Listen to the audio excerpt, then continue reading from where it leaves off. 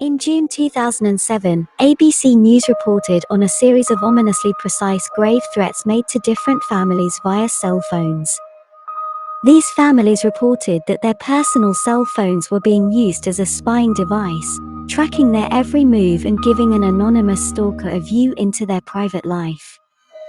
Families also received voicemails with recordings of their private conversations. According to the victims, the caller was aware of all their activities and what they were wearing. The Kuykendall family's troubles started in February when their 16-year-old daughter's cell phone started sending text messages to her friends by itself. The threats came soon after, which continued for months. Heather Kuykendall described the experience as feeling like they were living in a horror movie. They say things like, "You're going to die, we hate you, we're going to murder you. I can't even watch a movie anymore without looking over my shoulder," Heather Kuykendall said. The families say no one seems to have an answer as to how or why it happened. As soon as the Kuykendall family met with police, they say they received warnings not to talk to the cops. Then a voicemail arrived, a recording of the conversation they'd just had with the police. The police tried to find the culprit, but the calls were traced back to the Kuykendall's own phones even when they were turned off.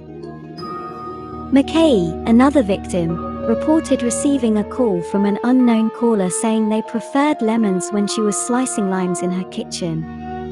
The level of fear went from, "This is a pain," to an uncontrolled fear and anxiety level, said McKay. The police continued investigating the matter, but so far, they have not found any leads. They have asked the cell phone companies for help, but the companies have been skeptical and have not been able to provide any useful information. Creepy tale from a Reddit user. He shared with users on the site that he had started to get messages from an ex-girlfriend through Facebook. So far, so normal. The strange thing about the tale was that his ex-girlfriend had died 2 years previously. To begin with, he dismissed it as a prank. He thought it might just be a bug or something going wrong with the site until his ex-girlfriend Emily started to tag herself in photographs and statuses with him. When she finally sent her first message to him after Nathan, her boyfriend sent her a message saying he missed her, he was horrified.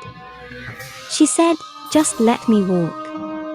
Emily had actually died following a horrific car accident in which she had almost been severed in half, whereby one of her legs was amputated and found in the back of the vehicle.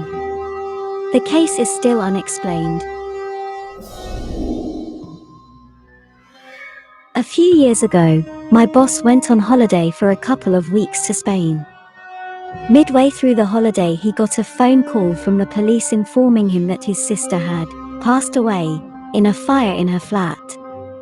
So, he rushes back home early, deals with the police and the passing and everything. My employers told him to take some time off to grieve, which he duly did. When he came back to work on a Monday morning a few weeks later, we invited him into our coffee room to talk and offer him our sympathies and support. About half an hour later, he excuses himself to start work. He walks into his office, sits down at his desk, turns on his computer, and checks to see if there are any answer phone messages.